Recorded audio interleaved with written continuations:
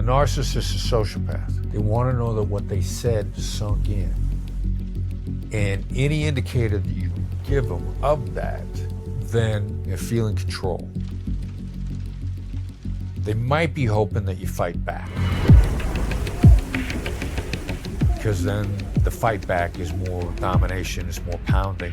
They enjoy the pounding. And by and large, if it's a bad relationship, you just need to... You've spent over 2 decades in the FBI negotiating with terrorists, criminals, and some of the most manipulative people on the planet. So how do you handle and outsmart someone like a narcissist or a psychopath who lacks complete empathy and only cares about themselves? Well, when you come to Earth, when you're born, regardless of gender, ethnicity, anything, diet, religion, moment you arrive on planet Earth, the hypothesis, which I believe in, is you come basically with a set of core emotions. Anger, surprise, joy, disgust, fear. Then what creates a sociopath, a narcissist, any of these bad types, is then their experience with life as they evolve. They're still born with core emotions. That doesn't change. FBI, they're always trying to figure out what created a sociopath, what created a serial killer. And one of the theories was age 5 or 6, they do something wrong, they're severely punished. A month later, they do same thing wrong, they're not punished at all. What they learned was there are no rules. As they go through life, that there are no rules, and that creates feelings, the distinction between emotions and feelings. Even a narcissist or sociopaths are born with the core emotions. They have emotional vulnerabilities. They lack certain types of feelings. They don't feel guilt for whatever reason.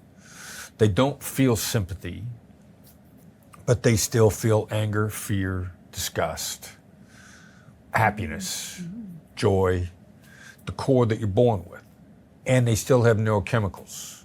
So these are the tools that a hostage negotiator looks as I'm using my skills in hostage negotiation or in business or in personal relationships to start to diagnose which one you are.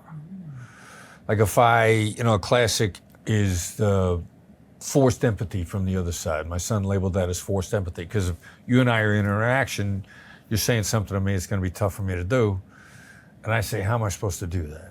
7 to 8 times out of 10, there's a 180-degree shift in your perspective because I forced you to take a look at me and consider me as a human being. If I say to you, how am I supposed to do that? And you say to me, that's your problem. Now I know what I'm dealing with. One of the most common reactions to how am I supposed to do that is somebody says, you're right. I can see how that is a problem for you. What if I offer you this? And they instantly go to collaboration. That's the majority, 70 to 80% of the time. So you got to know which ones are not. And that's your problem. Now you're telling me either you're not collaborative as a person, period, or you're not collaborative under these circumstances. Now you might be backed into a corner. In a business negotiation, you might be under massive pressure. I got to know, are you under pressure or are you just a bad player? So my first response is going to be, sounds like you're under a lot of pressure. Because I need to know if you're under pressure. Now, if you are, you're going to immediately resonate with that. Immediately.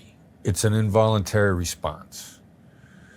If you slough it off, then I know you're using the attack as gaslighting, narcissism, any of those things that are indicators of a bad player. You talk about the illusion of control. And so talk to me about how you can use that in a conversation to somewhat allow the other person to feel like they have the power, but actually you do. Deference, there's so much power in deference. And I know somebody needs to be in control. First of all, the what and how questions. They feel deferential when you ask somebody that. And in point of fact, you got an opponent on the other side you want to exhaust. And what and how questions call for deep thinking, which is exhausting.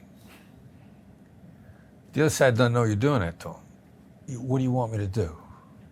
How do you want me to react? What do you want from me? innocently asked. But when you got a bad actor on the other side, passive aggression is an acceptable tool because they're probably using some passive aggression on you. So deference is a way to hide how you're trying to wear them out. And they feel in control. People love to be asked what and how questions because the control freak wants to tell you what to do, wants to tell you how to do it. It makes them feel large and in charge. And we stumbled across this with kidnappers globally. Doesn't matter what kind of kidnapper you could think of. There was a lone kidnapper serial killer on the other side on a kidnapping in the Philippines. That is a bad guy. What and how questions made him feel in control. What were you asking him? It was a great case because I'm coaching. You know, in a kidnapping, the secret to kidnapping is coaching a family member because then you can hide your skills. I'm hitting them with stealth skills. And the brother, ridiculously coachable guy. So we start out basically the what and how questions, you know, how am I supposed to pay you if I don't know my brother's alive? How am I supposed to pay you if I don't know you're gonna let him go? This guy had this elaborate scheme of wanted a daily per diem to keep the son alive while he researched the family. So I'm coaching this guy, Aaron, and I said, look, here's the problem. If we give in on the daily rate, which your family could pay easily, family's got a lot of dough, mom's saying, pay, I want to keep my son alive. Like, no, that's the way he's researching you guys. The more easily you pay, the longer you pay, the more money you have, it's gonna go on forever. So we gotta flip it on him. How do you know that, by the way? Once you say yes to one thing, does that then inevitably open up the gate for it to be yes for a long period of time? Absolutely. And so then how do you avoid saying yes, but you don't say no?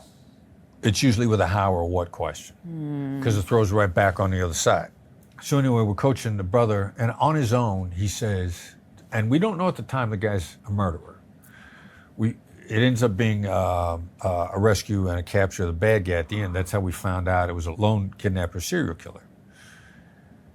He says to him, when we run out of money paying the daily rate, what's gonna happen?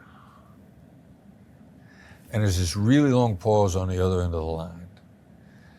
And the guy says, it'll be all right. So I got a team in country